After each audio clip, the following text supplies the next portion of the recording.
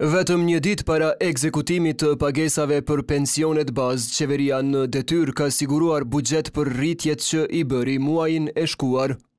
Kështu në emër të kursimeve dhe ndarjeve buxhetore, qeveria në detyrë miratoi vendimin për ridestinimin e mjeteve në vlerë të përgjithshme 42.7 milion euro. Këtë vendim pushteti në detyrë e mori mbrëm vonë në një mbledhje elektronike.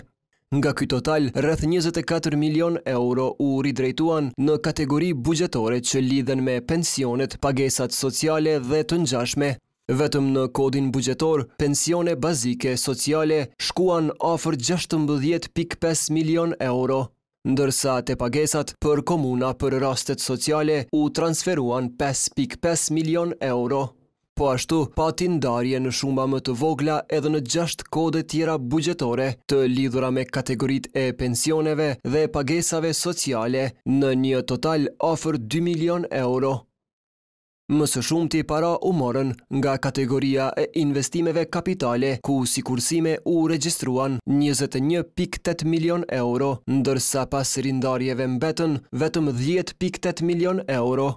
Në emër të kursimeve, para u morën nga më shumë se 120 projekte, përfshirë të tilla të papërfunduara më 2025, si ndërtimi i qendrës korrektuese për femra në Lipjan 3.5 milion euro, renovimi i teatrit kombëtar mbi 2.2 milion euro, ndërtimi i objektit ATK Dogan në Prishtinë 1.3 milion euro e të tjera.